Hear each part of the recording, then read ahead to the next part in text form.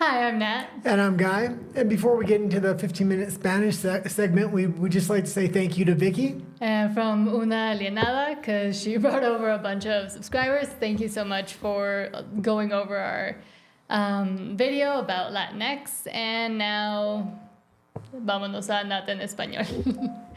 Espérenme que mi celular anda molestando. A ver, veamos qué noticias. Espérenme que hoy hemos andado como locos, entonces tengo que sacar mi... Ahí está. Ya. Bueno, primero, muchísimas gracias otra vez a Una Alienada por los suscriptores, por ver nuestro video, por comentarlo y por todos los nuevos que están acá. Bienvenidos.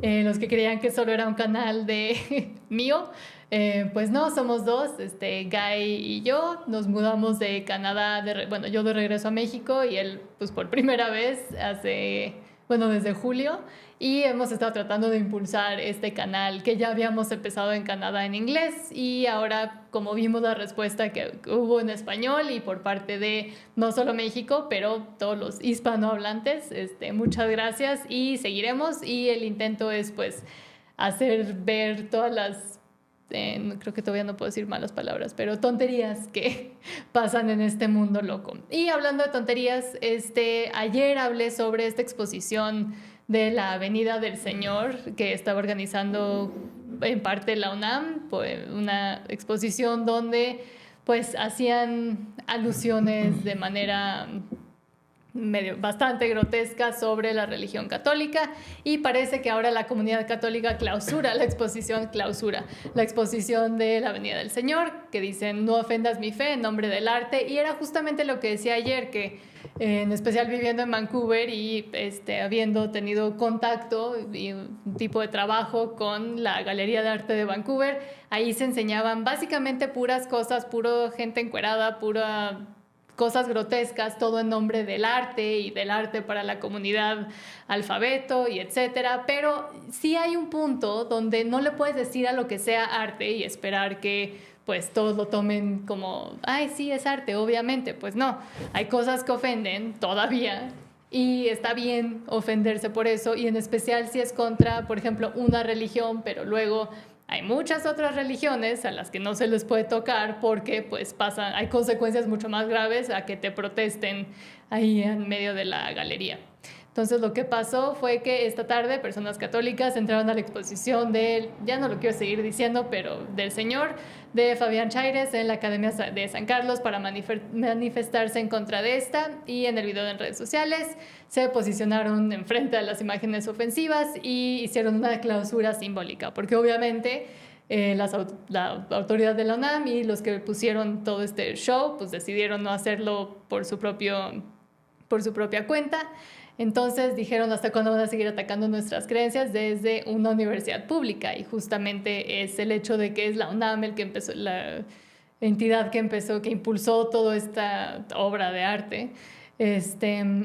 Y lo que dijeron es que hasta la comunidad católica de la Universidad de la UNAM decidió unirse a la protesta porque pues hay ciertas cosas que está bien decir hasta aquí.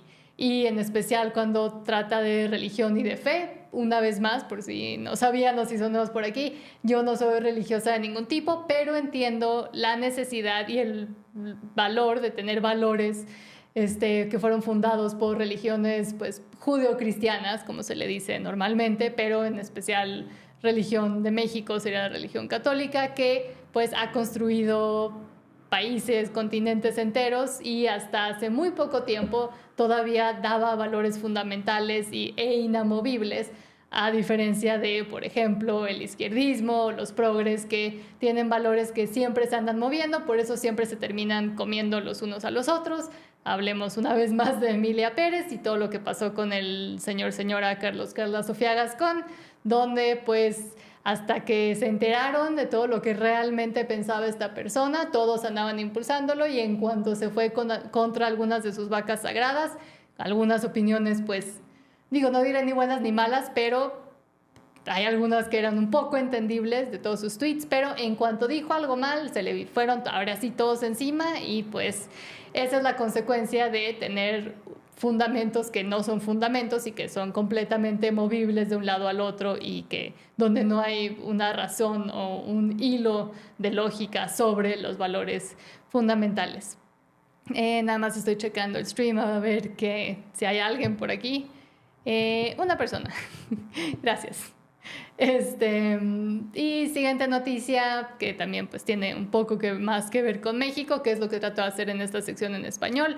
Les voy a decir la verdad, estaba preparando el video que no pude grabar ayer porque pues me enfermé, como puse en la nota de la comunidad, pero gracias por seguir por acá. No pudimos ni hacer en vivo ni grabar el video que se suponía que tenía que salir ayer, entonces lo grabamos hoy, va a salir mañana, gracias por su paciencia. La otra vez pues nada más somos Guy y yo los que manejamos todo este canal, entonces a veces hay dificultades técnicas, incluyendo pues de enfermarse y no poder grabar. Entonces no ando súper enterada de las noticias, la mayor parte del en vivo lo va a llevar Guy en inglés, pero algo que sí vi fue que Sheinbaum muestra intercambio con Google por el Golfo de América. Ya ven que Donald Trump se le ocurrió renombrar el Golfo de México como Golfo de América en simbolismo patrio y todo es de Estados Unidos, entonces vuelve a amenazar con demanda. La presidenta de México, Claudia Sheinbaum, dijo que el país llevará a Google a los tribunales si sus mapas con sede en Estados Unidos continúan etiquetando el Golfo de México como Golfo de América en todo el cuerpo de agua, a pesar de que la orden del presidente Donald Trump de cambiarle el nombre solo se aplica a la plataforma continental de Estados Unidos. La verdad, pues, es una de esas cosas donde es más fácil enojarse por esto e irse contra esto que seguir viendo qué más se puede hacer para pues, arreglar el país. Digo, no me gusta echarle flores, yo soy básicamente apartidaria en México porque no hay ningún partido con el que esté de acuerdo o que me represente, entonces pues los critico a todos por igual, pero había estado haciendo algunas movidas pues medio inteligentes, aunque normalmente cuya inteligencia le brilla por su ausencia, con todo lo que había pasado con, por ejemplo, los aranceles, que decidió sí ponerse las pilas, hacer algo al respecto sobre la violencia que hay en el país, pues le dije, hizo algunas cosas bien, por lo menos. Pero pues fijarse en esto cuando hay cosas mucho más importantes en las cuales fijarse y sí, que la soberanía de México y que el nacionalismo y que debería llamarse Golfo de México porque así siempre se ha llamado, está bien, quéjense con Google, pero no se enfoquen en eso, enfóquense en todo lo demás que está pasando. Todos, por ejemplo, los migrantes que ahora están empezando a entrar a México y qué se va a hacer con ellos, qué va a pasar con toda esa situación que pues en parte también es culpa de este mismo partido por haber no he hecho nada o casi nada al respecto durante los últimos 6 años, 4 años, desde que Biden decidió abrir la frontera y decirle a todos pásenle, y pues todos también pasaron por México. Entonces, pero bueno, fijarse en este tipo de cosas una vez más es una distracción política, como por ejemplo todo el progresismo, como menciono en muchos de mis videos, donde todos estos enojos y protestas y cambios del lenguaje y el lenguaje incluyente son meras distracciones para que no nos fijemos en lo que realmente está pasando y nos enojemos los unos contra los otros. Aquí igual nos enojemos con Estados Unidos porque ¿cómo le puede llamar Golfo de América, Golfo de México? ¿Importa realmente? Tal vez a personas muy nacionalistas sí les importe, pero pues a ver si Google le puede poner el nombre aquí, el nombre que sí es, el Golfo de México, y por allá pues que cada quien le ponga, ya que Japón le ponga Golfo de Japón y nos olvidemos de todo el asunto. Aparte de eso, durante el en vivo ya en inglés tenemos varias noticias, pero tienen mucho que ver con de Estados Unidos y geopolítica, porque ese es el enfoque de Guy, por eso creo que hacemos pues buena pareja en muchos sentidos, porque él sabe mucho y se enfoca mucho en geopolítica. Esto lo digo para los que son nuevos por acá.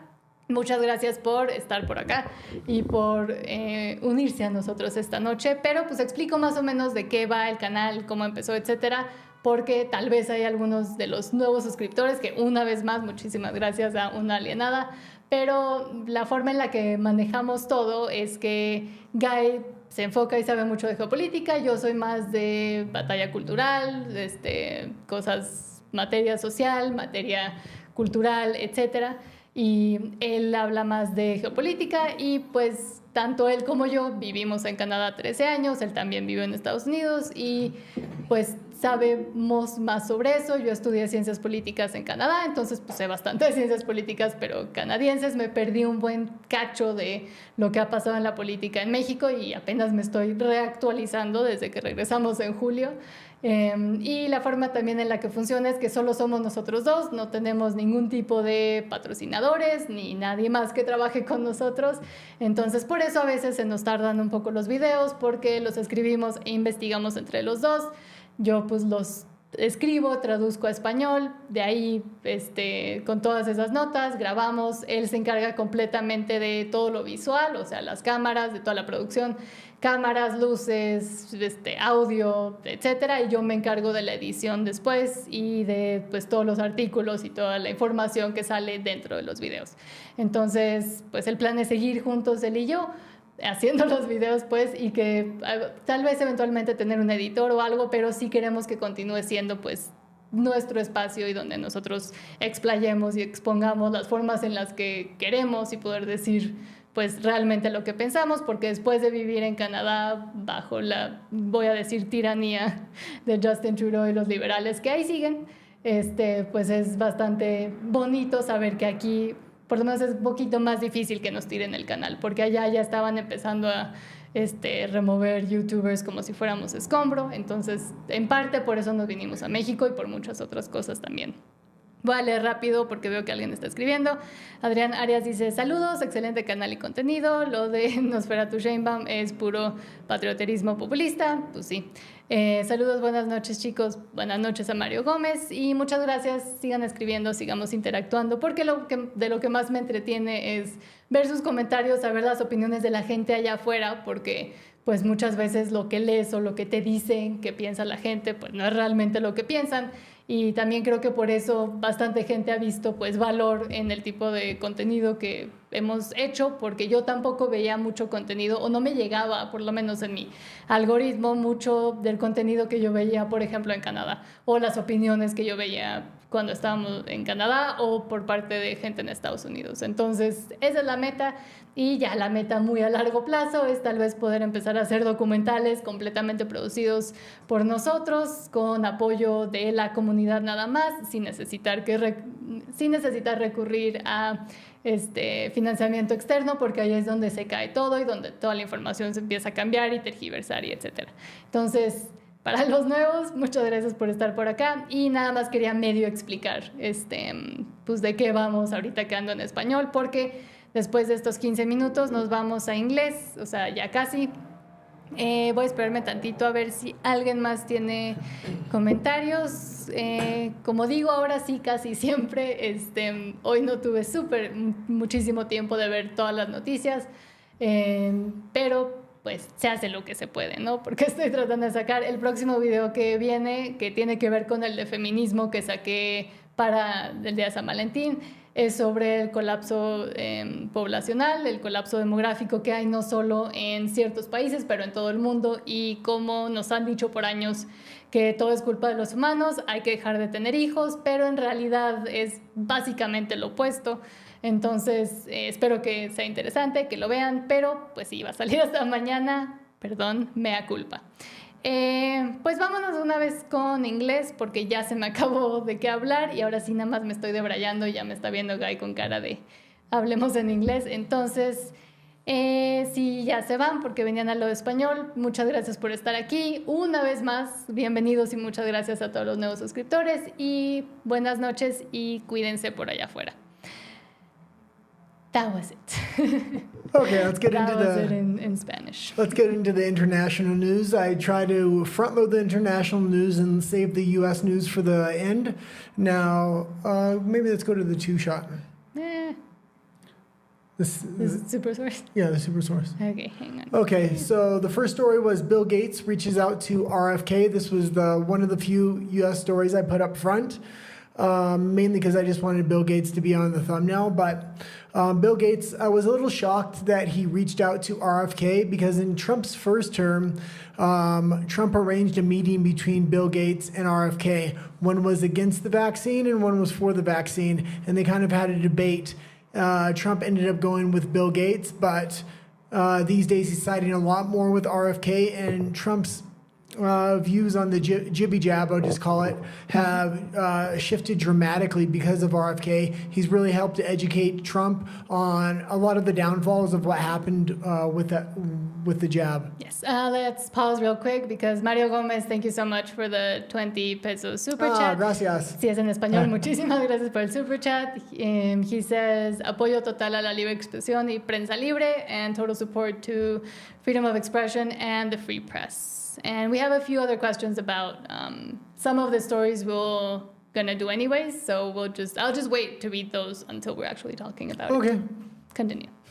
Yeah, we're still on RFK here. Yes. RFK and Bill Gates do not get along whatsoever. This is very, very, very well known, and especially since all of the money has been coming out and stories that we're going to get into later directly tie Bill Gates to billions of dollars that were being funneled through the government and the Biden administration right into Bill Gates' pockets.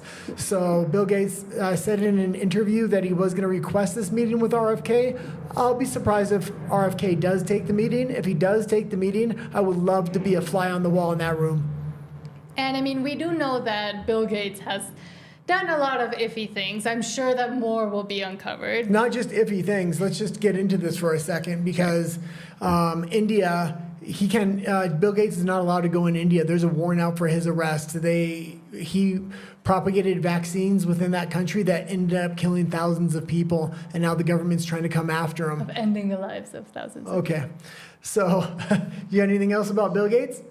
Well, I think more stuff will come out that were conspiracy theories for the longest time, and now we're seeing, for example, with the India thing, or with him owning a bunch of farmland all over the U.S., or his influence on a lot of the pokey campaigns that we've seen throughout the past, 20 years or something, and his involvement, and especially the involvement within the Bill and Melinda Gates Foundation, and what the hell that whole thing has done, what it's covering for. I think many more things will come out that were conspiracy theories for the longest time, but you haven't even mentioned Epstein, yes, or the bugs, or the fake meat industry he's involved in. Yeah. There's just a list. It's too long to remember, but Bill Gates' fingers are in every dirty international pie you can imagine. So that sounds good. But me being from Mexico, I'm kind of okay with eating bugs, but I know the rest of the world probably is not. Okay, maybe let's go into the next story here. We're going from Bill Gates to the Pope. So the Pope is in poor health right now. He's rumored to have a lung infection. He's starting to get better and to recover. He's talking to close confidants in the hospital now. Most of my stories I get from the Catholic Church. Or about the Catholic Church is from Taylor Marshall. He's a traditionalist. He's a really good source. He has a YouTube station to get Catholic information on. So you have two sects of the church right now. You have your extremely kind of progressive, woke, liberal branch of the church that follows the Pope. And then you have your traditional branch, which is people like Taylor Marshall and a lot of people that are, a lot of cardinals that are trying to actually get rid of the Pope, I guess you could say. Mm-hmm. But the Pope being in bad health, I was very surprised when Taylor Marshall went over the list of his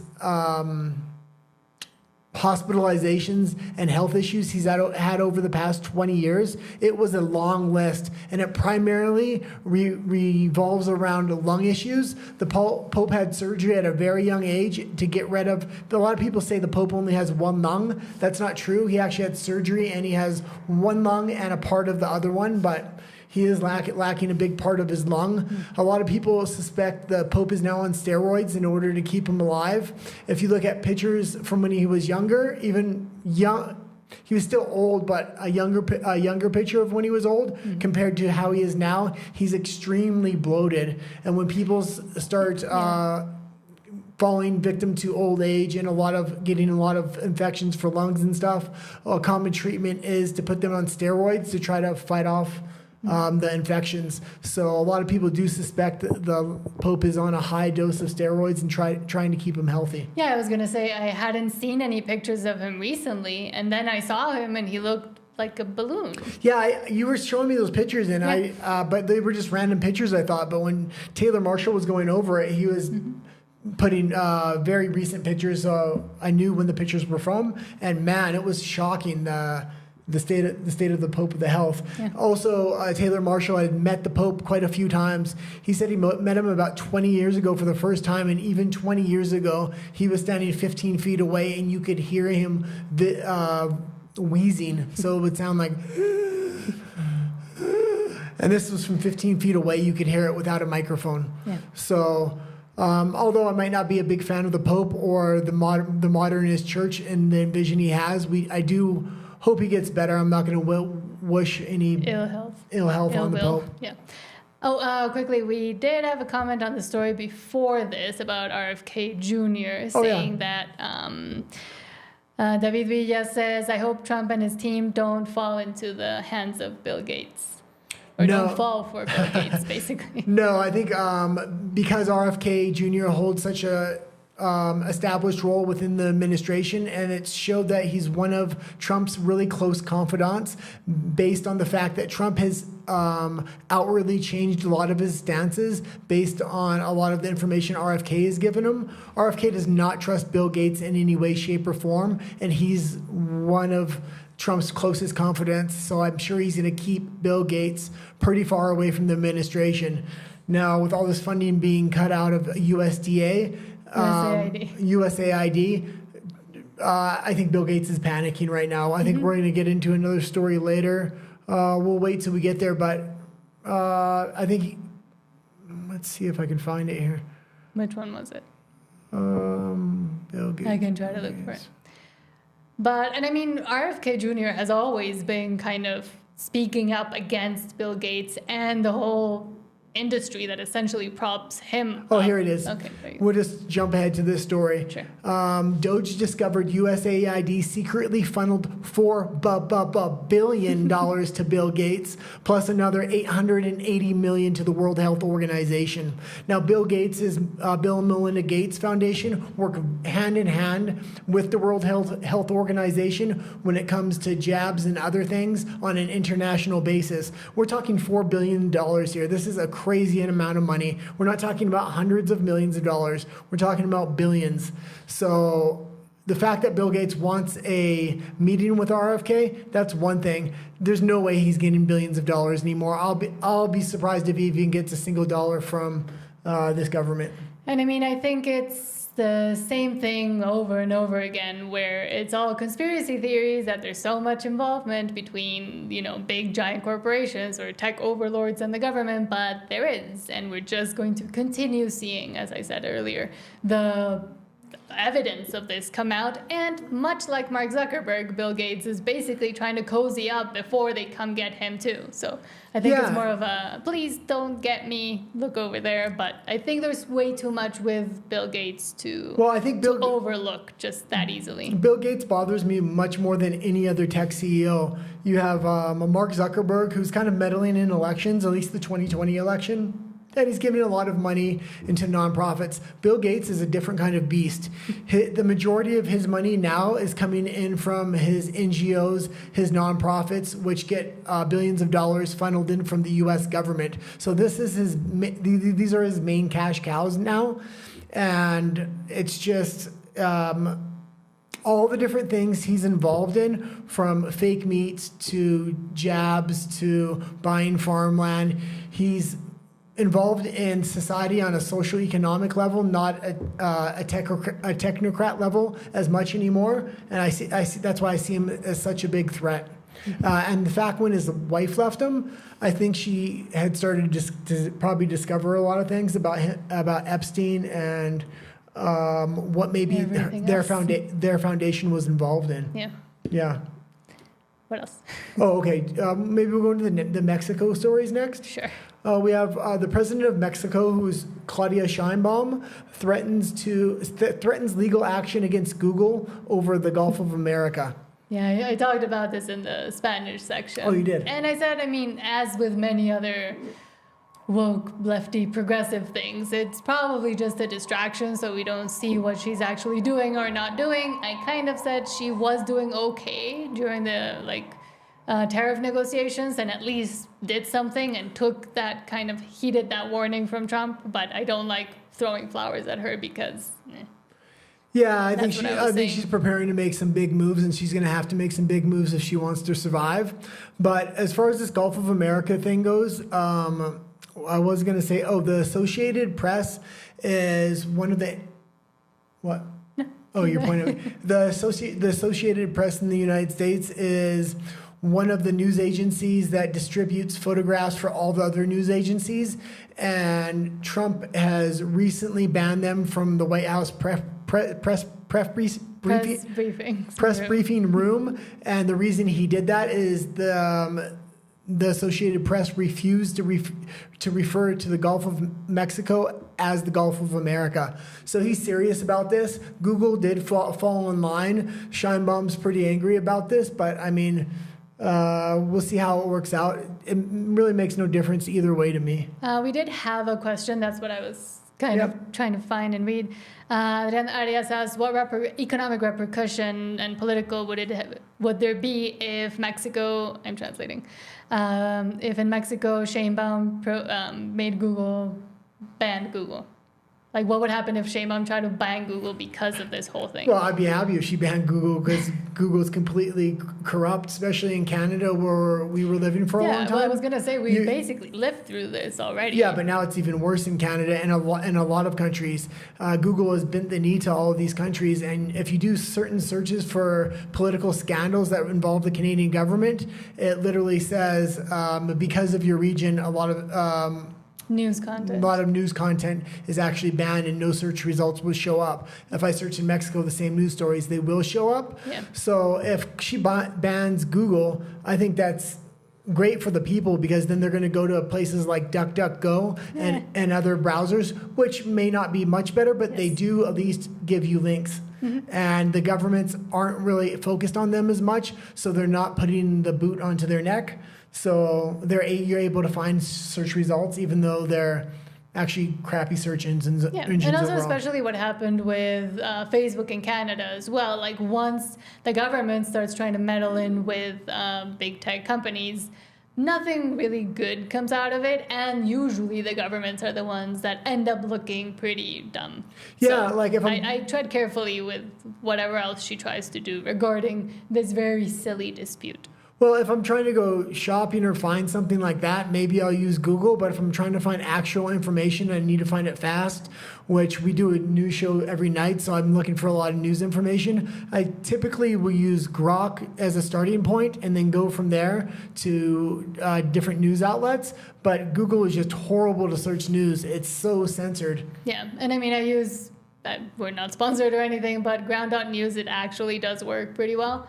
If you don't know what ground.news, maybe tell me. Yeah, it's a website that aggregates news and kind of gives you the biases of who's reporting on that news. And also, Twitter, Grok, just trends, etc. Because searching anything on Google will give you one side of the story, but then you got to go find the other one to be able to have a more wider perspective on what's actually happening. Yeah, I watch a lot of Two-Way, the Duran and Robert Barnes, but every morning I'll immediately log into X because I have it curated for different news sources I already follow. So it gives me a long list of good news stories for the day that I can then go ahead and research. Yes. But we got another story on Claudia Sheinbaum here. Mexican President Claudia Sheinbaum said Wednesday that surveillance drones over Mexico. Surveillance drone flights by the U.S. government over Mexico are occurring in collaboration and at the request of her government. Mm-hmm. So there was a lot of complaints of drones flying all over Mexico, especially near the border. And she's saying she's authorized this and requested it. Now, I don't think she just requested it. Yeah. She did very well in the negotiations when the 25% tariff came up. And I think part of that negotiation is definitely to work in tandem with the U.S. government to go after the bad guys here. Well, and because she didn't really have any other option. And I No. think what Trump was trying to do, both with Canada and Mexico, as I've mentioned many, many times now, is to kind of kickstart them and say, okay, you either do something or I will do something, because we've let everything go on for way too long now. And she also kind of had to come out and say this because a lot of people in Mexico, but also in the US, of course, the Democrat lefty people were saying, oh, they're doing it in a non-authorized way. And that also doesn't look good on her, because it ends up with her looking like, oh, I have no idea what's going on in the country. So either way, she had to come out and say, yes, they're authorized. But especially because we know the cooperation that is now at least being attempted between Mexico and the US to solve some of the issues. I mean, it was kind of good that she kind of had to own up to, yes, I mean, this is all okay, and stop kind of hating on Well, Trump, basically. we also have to remember that she may be the president, but Trump's kind of like a temporary president in both Canada and Mexico. Almost. It's a little crazy because he's threatening a 25% tariff, and he had both Canada and Mexico send 10,000 troops to their borders, and then he says, okay, that's a 30-day reprieve. I'll be back next month, and they'll be negotiating something else. So it seems like he's going to come asking for something probably every 30 days, and it's going to drive the ideology of these parties within Canada and Mexico. Yeah, and a lot of people being worried about, Morena and the party in Mexico. I mean, someone asked earlier in the chat if we thought USAID had sent funds to Morena and AMLO, and I think probably, but also all the news organizations in Mexico. I mean, it's been found out that USAID was sending a lot of money and spending a lot of money on essentially every other country's news and big news sites. So what could we and can we trust about the news that comes out in Mexico, and how much of it is it or was it funded by things like USAID? I'm sure there's many other sources they were getting, help Yeah, from. I mean, we have no direct evidence saying that Sheinbaum's government has taken money from USAID, but if they were going to supply one of the parties in Mexico, hers was one of the furthest left parties, and we know USAID was funding wokeism and far left parties all over the world. So if there were any party in Mexico that was going to be funded, I would suspect it was going to be hers. But most parties in Mexico are shamefully all liberal. There's no real conservative party here. The one that claims to be conservative is really just a fake liberal party. Yeah, and that's what I said earlier in Spanish too, that basically, I mean, here I'm just kind of reinserting myself into politics, but no party represents me, because all of them are, I mean, not the same, but, and again, I just want to state these are all opinions about who's funding who, and we're just talking, and we're not making any specific declarations about any funding towards any news organization specifically. But I will also say this, and I've said it a few times, but I just like to bring a different perspective to things.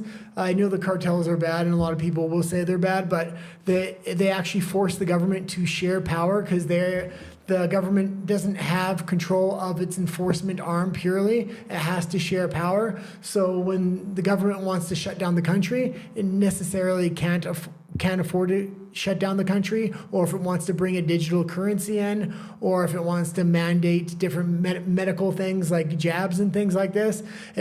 It's really a shared power with the cartel, and the cartel really aligns itself with the people on a lot of these issues because of tourist dollars and a lot of other things that come into the country. They also don't want the currency to be digitalized here because they need to hide their money. So yeah, it's just an interesting fact that liberal governments around the world aren't aligned with their people at all anymore. Yeah, and I mean, we're not wishing on... No, I'm not wishing the cartels on anything. I'm just anything saying they've done, but the fact that there is basically a like third or fourth or fifth arm of not surveillance, but like shared power, because there's no total control over its citizens, and they couldn't really do it if they wanted to. But in countries like Canada, I mean, it's complete control by the government. Control by the government, and I mean, in some ways, also kind of government aligned cartels, I would say, with, for example, China or other entities that are also coming into Canada, and attempting to control it through the government and with the support of the government. Here it's kind of a bit more in opposition. Yeah, and in Mexico you get freedom through chaos, which is, I would still rather have freedom if I have to have chaos rather than Canada. They just declare emergency and they're allowed to strip you of every single freedom they said that they were giving you. And under the Emergencies Act, they can take all those freedoms away. And not only that they said they were giving you, but that is technically your right. And then because they can be like, oh, but no, not in emergencies, you don't have any kind of freedom or rights, they can take it away. And we saw it happen. Well, the shared power dynamic here with criminal organizations and the government is very interesting, how it works itself out. And in countries like Europe, actually, they don't share with other criminal organizations, but they do share with the EU. So each individual country has to share power with the EU, which is non-elected officials that really have more authority over these countries than the presidents of these countries themselves. So you have this double barrier of, I would say, mandated slavery or to take people's rights away. And I mean, there is a comment here with Mario Gomez and saying media being controlled by politics and bad people organizations is why being a journalist is so dangerous here in Mexico. Either you're with them or not at all. Yeah, I completely agree. And I remember when we went to CPAC, Mexico City this last year that came up, there are a lot of younger people and a lot of people interested in talking politics there because it was like a safe space in a good area. But if you would ask them to come on a YouTube channel or why don't they talk about this publicly, they said they would never do that. Yeah. It's too dangerous. Their families have money and are too well connected. So people just don't like to talk politics here, especially on camera. Yes. Yeah. Okay. And yet here we are. Maybe let's move to the next story. The next story is a Canadian story. So we missed the story the other day, so I just thought we'd bring it up today, and that's the Toronto plane crash. NBC News attempts to blame President Trump for the Toronto plane crash due to the FAA cuts. This isn't true. The fact check on this was actually this happened under Canadian authority, under Canadian air traffic control. Yes. So when the story first broke, they were trying to blame the U.S. FAA and in turn Donald Trump for making cuts. Trump actually hasn't made any cuts to air traffic controllers or people that are on the front lines. He's only made cuts to the FAA on the back end. And what happened, if you don't know, was a Delta plane crashed at Toronto Pearson International Airport after flying from Minneapolis to Toronto. It was already in Canadian airspace. And it essentially flipped, carrying 80 people when they were trying to land upside down in the snow. Everybody on board survived. 15 people were taken to the hospital. But shortly after the frightening incident happened, a senior correspondent said that the string of recent plane crashes will yet again raise the concern about FAA staffing. FAA is the essentially air traffic authority control in the United States. And I mean, again, yes, it was completely in Canadian airspace, on Canadian soil that the crash happened, and had nothing to do with the U.S. because they'd already left the United States airspace. They were already in Canadian airspace, and that's when the air traffic control tower from Canada takes control, and it's completely on them. Yeah, there's a pretty dramatic video of this online, yes. So if anybody does want to see it, you can just type up Toronto plane crash and it will come up. And it's good that nothing bad happened to them. Okay, let's go into the next story, and this was one of my more favorite stories. And a lot of things like this are going around internationally, and these policies where governments are separating themselves from what the people actually want is crazy, and it's been going on for a decade now in these countries. So the story is patriotic Irishmen are now patrolling the streets of Dublin every evening to keep Irish women and children safe, following a recent surge in migrant violence, which the Irish police have refused to address. So this is going on all over the world, but Ireland has been particularly susceptible to this. I watch a lot of Irish influencers that talk about politics. It's very hard for them to talk straightforwardly about politics because they're broadcasting from Ireland and they can actually be arrested if they say the wrong things. But it's good to hear that patriotic men from the local region are now standing up and trying to protect women and children in that area, because there were massive grape gangs all over Europe, and all of Europe has been had a huge influx of migrants, but Ireland in particular has had one of the largest influx of migrants in the world. Yes, and mostly coming from specific regions. I don't know if we can point Muslim it out, countries. but that have very different customs, values, traditions, etc., to the local population. And this has been going on for years and years and years. We also saw what happened in the UK to women and girls, and the poor and lack of control that the government actually has over anything that has been happening for the past 20 years, and how susceptible they've made their own local population by trying to overindulge, basically, the population that they're bringing in. But it's the same thing in Canada too. They're not trying to require any integration with these new migrants into traditional Canadian values or Irish values or whatever country they're immigrating into. They're saying, keep your own culture. You don't even need to learn the language, and we're going to integrate you into society by keeping you into your own little Muslim pockets or Chinese pockets or whatever little communities. So all these communities are becoming segregated. And furthermore, what you're seeing happen, and this happened in Britain first, was you had a consolidation of a huge Muslim population, and they're starting to change the local laws to Sharia law, which, if this continues to happen, you could have the national laws changed to Sharia law. And I mean, it sounds very exaggerated, but It's actually happening. yes. So it's not exaggerated. No, but it sounds very exaggerated. Yeah, it might sound crazy. A lot of people don't know about it because people can't broadcast a lot of this information from Great Britain, just like they can't do it from Ireland. Certain things are too taboo, where if you make a meme or you talk about the wrong story on your YouTube channel or something else like that, you get a knock at your door and you're thrown in prison. Yes. Thousands of people in Britain have been thrown in prison for these very reasons.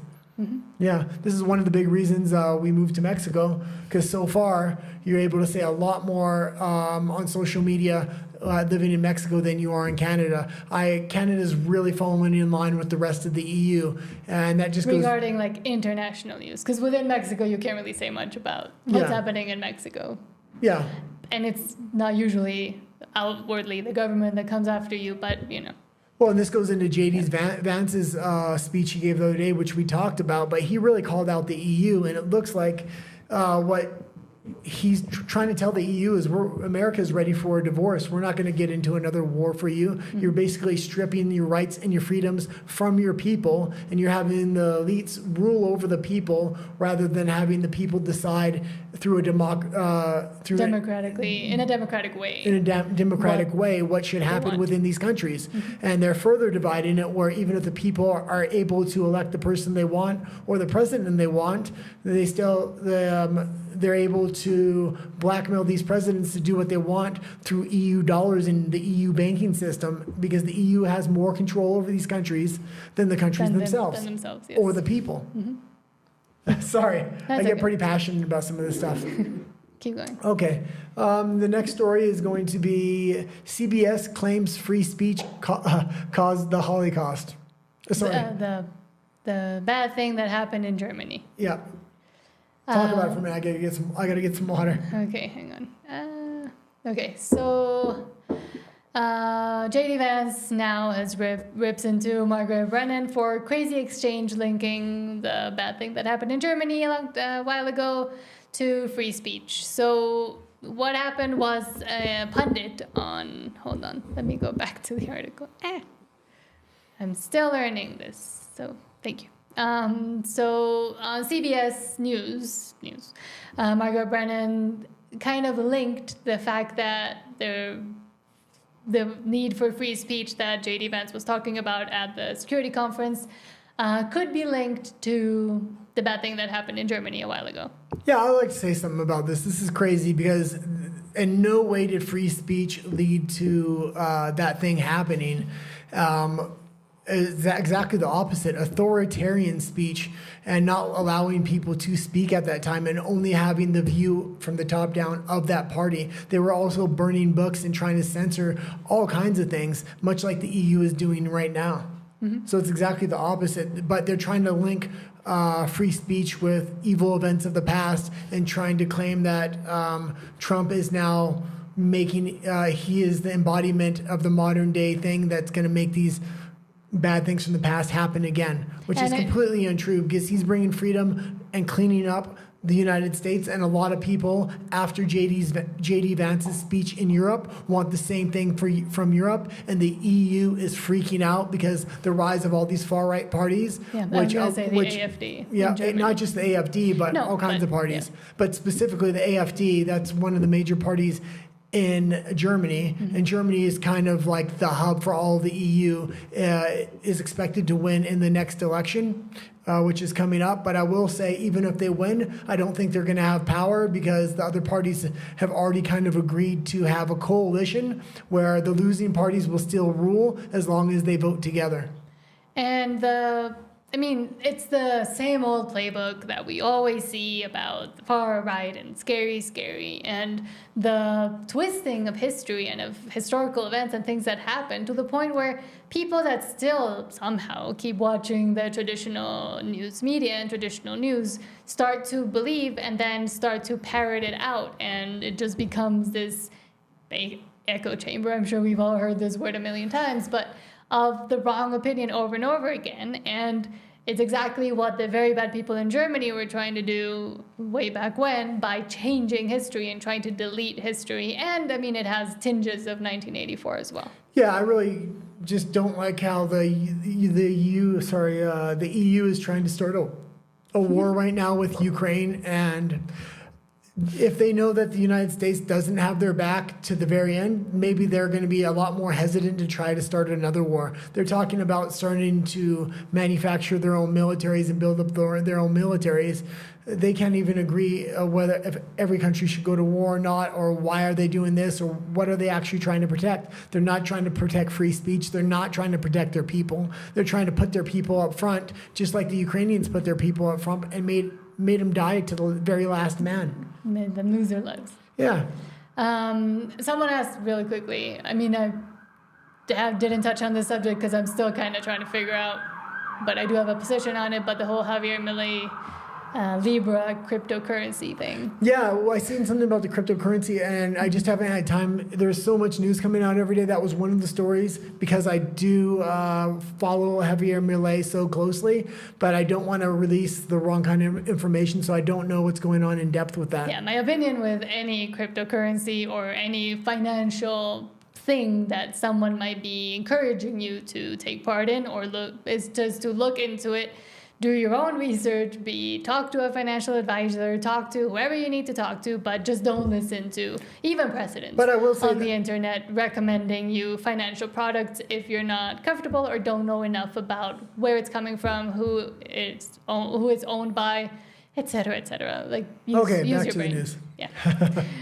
Okay, well, with Javier Milei, I know what his strategy was, because I followed him very closely, and his plan for the country was to stabilize the dollar, try to stabilize their local dollar, then get onto the U.S. currency, and then migrate into a cryptocurrency. It was much too early to migrate into a cryptocurrency yet, so if he did, I think he was maybe getting some bad advice from politicians or people in the United States. I know Donald Trump had released a crypto coin, and Elon Musk has probably heavily promoted that to him. But I think he moved way too quickly, but I don't know all the details. So maybe tomorrow we'll talk about that story in depth. Sure. Okay, let's go into the next story. And this is globalist puppet Keir Starmer. That's the leader of the Prime Minister of the United Kingdom, says that he is ready to send UK military forces into Ukraine in a reckless attempt to trigger World War III. And we can see Donald Trump is about to negotiate an end to this thing, and the EU was not invited to the negotiations. Ukraine was not invited to the new negotiations, and they're trying to trigger World War III before he can get a peace deal. Mm-hmm.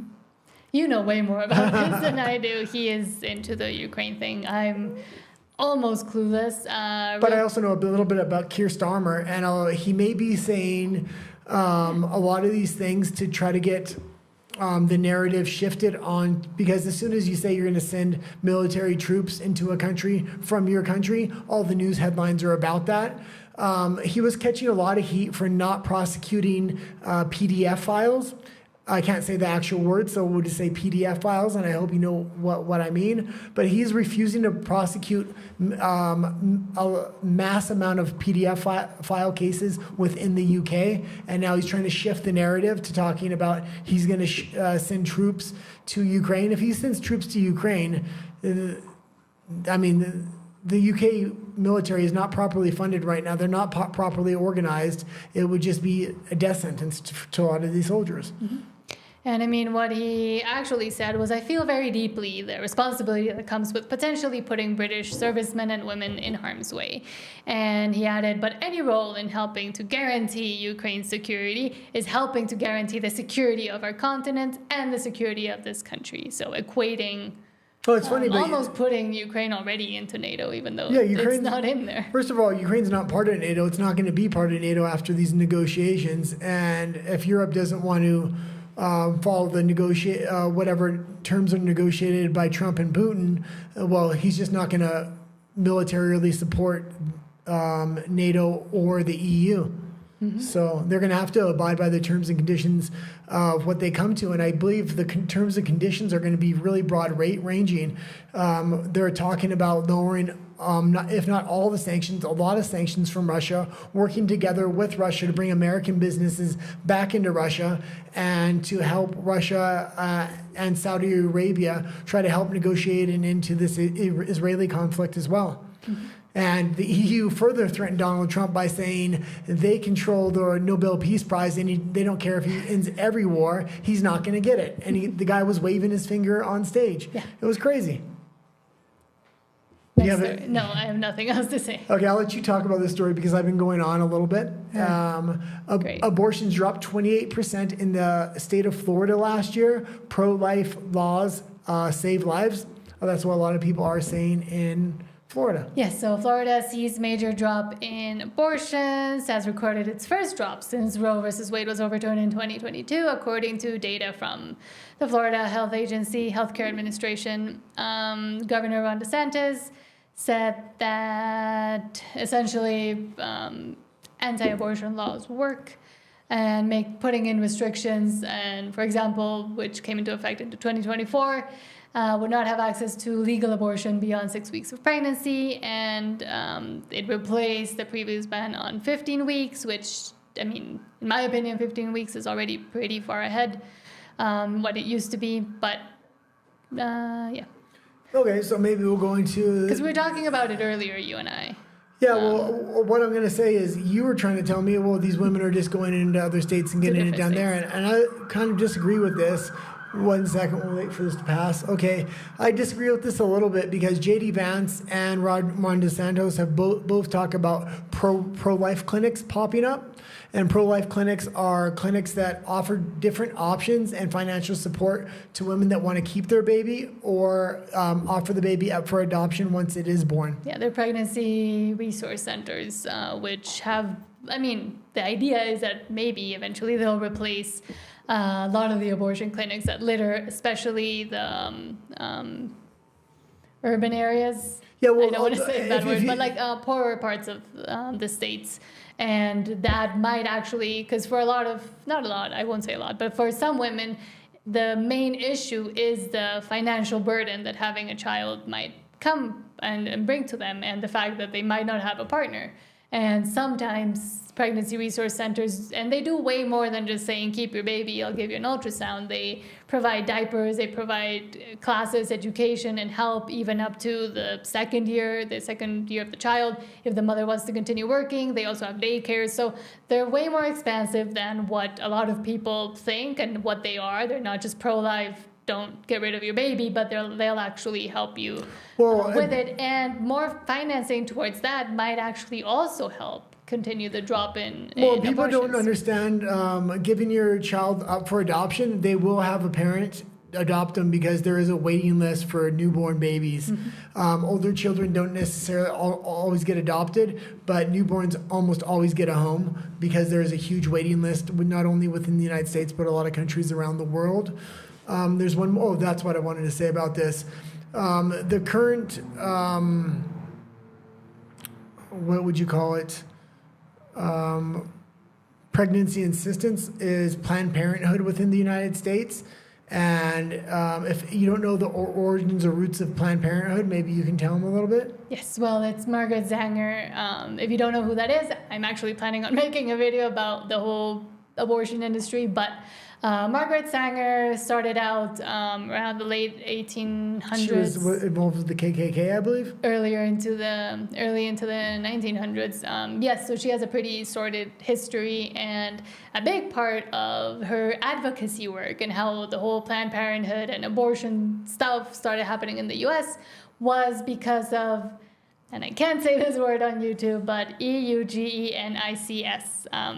Type it up. I was just gonna say that. So yeah. So you can't say that word on YouTube, but basically, race-based selection of who gets to live and who doesn't, and that's how abortions came up, because they wanted to put abortion clinics in inner cities where they're predominantly populated by women of color. I'll say it the way YouTube likes, and to prevent them from actually having babies. But then it kind of got taken hold of by the feminist industry, I'll say, complex by feminists because of one meeting that there was in one hotel room. And I want to talk about this more in a video because I can really go into it.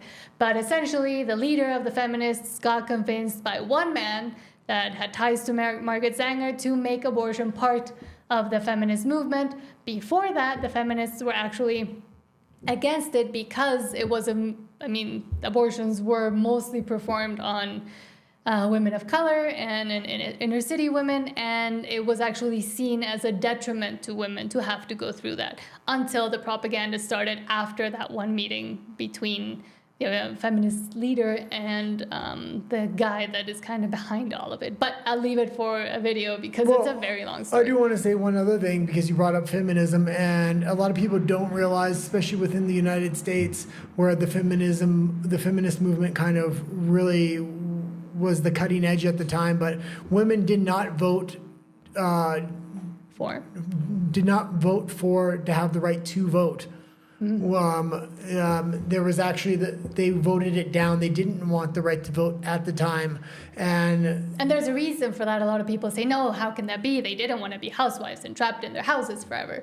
Well, no, it was because before, voting came with a lot more civic and social responsibilities that they would rather their husbands have. But then, the whole paradigm shifted. But yes. But also the big lie of the feminist movement was to flood the workforce with 50% more people, which would be women, because before that time, women worked in the home. Sometimes they would do textile work and things of this nature. But the business class within the United States got together and tried to figure out a way to flood the workforce with a lot more people so they can cut the wages in half and get twice the productivity. And they were also coming up with a scheme about taxing people, and the more people you can tax, the more money you get. So this is why you need both parents working in the home now, and nobody's spending time working outside the home, and nobody's raising these children. The government is actually stepping in and indoctrinating these children within their schools, within daycares, things like this. School has become the parent because kids essentially interact more with their teachers than they ever do with their parents on a daily basis. And when I was researching feminism, there was just a lot of crazy things popping up with the foundations of feminism, especially within the United States. And that's why I really want to continue my series on feminism, but it does take a long time because it is a lot of research. And my producer here sometimes wants shorter, faster videos. But promise throughout the year, the series will be complete. It will probably be around 2 hours long once I stick it all together. But it is very interesting, and it's interesting to see all the lies and how many there were and how many people still get really angry at you when you point it out, even though it's true and there's evidence and facts.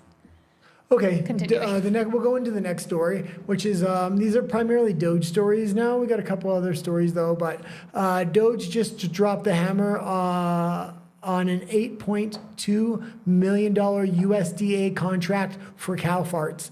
Turns out the project was for an environmental compliance services to study cow farts and collect cow emissions on climate smart conditions and innovations. Now, this story may sound kind of funny to people, but not to the people and the farmers in the EU, because now they are now taxing each farmer per cow on how many farts they do per year. So they did a similar study within Europe. They figured out how much cow fart emissions happen per cow per year, and they put a carbon emission tax on each cow for each farmer.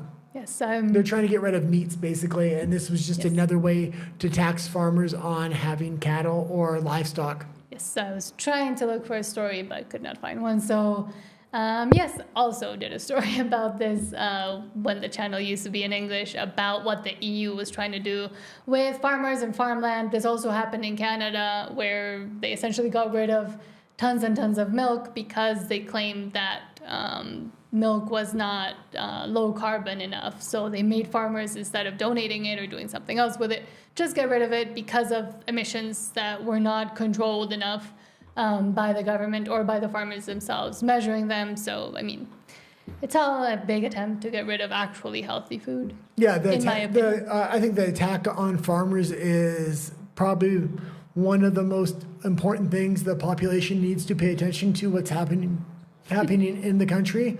The governments are trying to take over a lot of the farming and a lot of the farming industry, so they will have a huge lever over the population because they will control the supply of food. They're also doing this to electricity. You see this in Europe when they're recently cutting off power coming into the countries from Russia, even though these countries desperately need it. It's not Russia cutting off the power, it's the EU elites that are cutting off the power to these countries.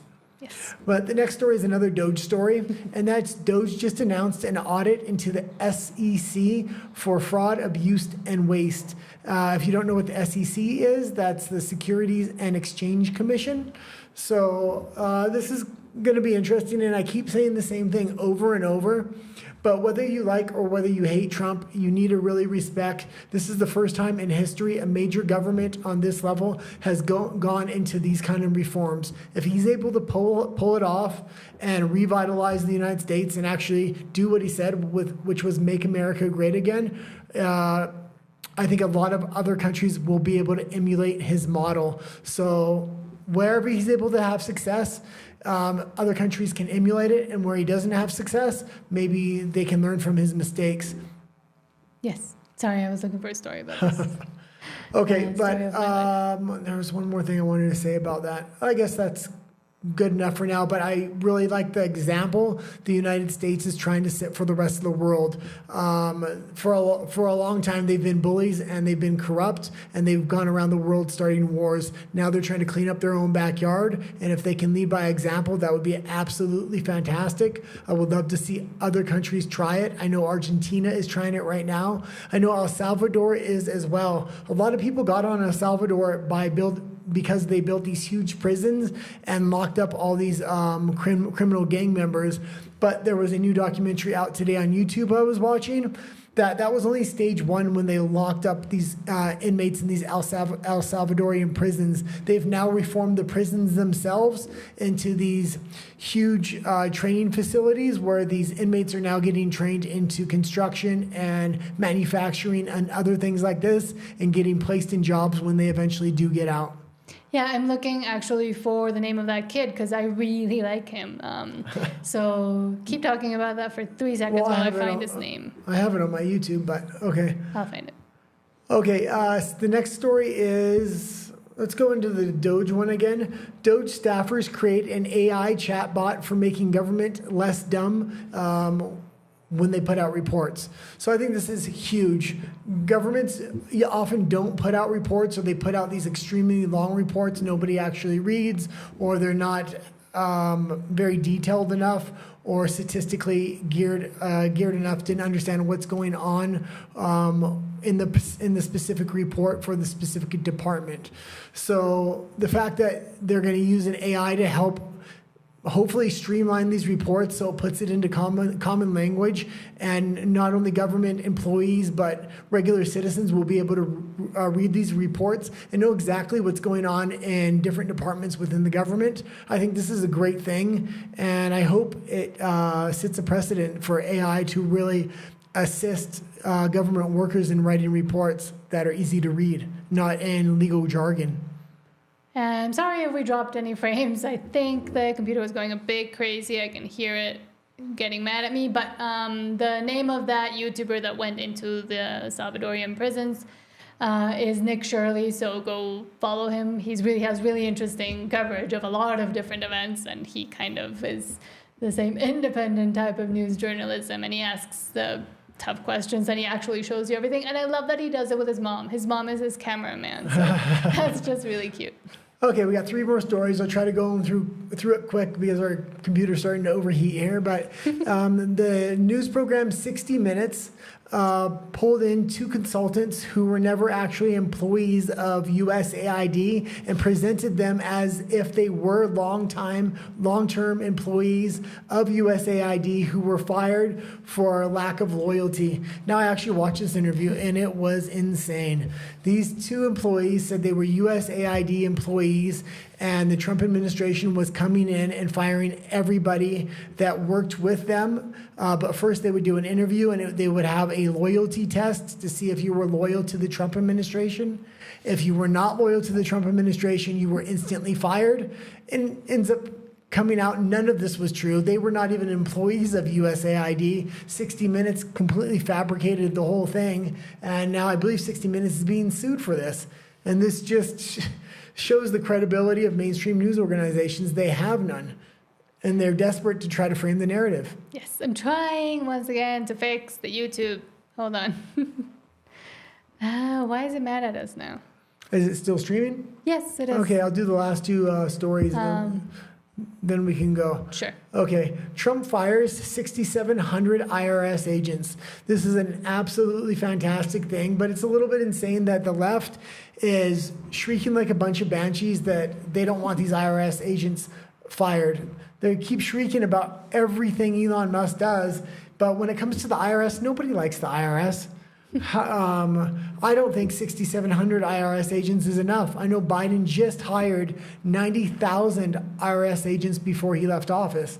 So hopefully Trump continues to fire more IRS agents, and we'll see what happens with that. Yes.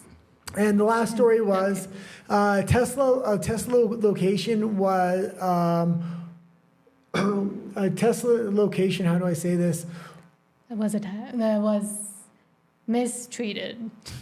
Okay, Very badly. Bullets were put through a Tesla location en masse, and a bunch of stickers were stuck on the location threatening to harm Elon Musk. Mm-hmm. Now, it's a story I'm trying to tap around, yeah. But this is a crazy story. The left used to absolutely love Elon Musk, and now they're threatening violence against his life.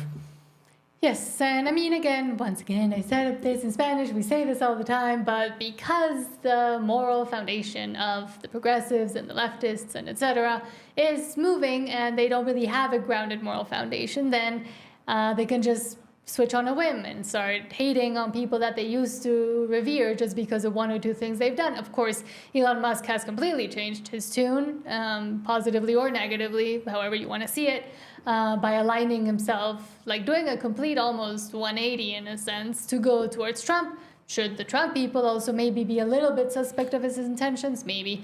But threatening anybody's life, no matter what their opinion or how much you don't dislike them, and going up against a business where there's innocent people just doing their jobs and working there, even if it's closed and even if you do it at night, you never know, there might be a security guard, just shows you the insanity of these people and the lack of value for life that they have.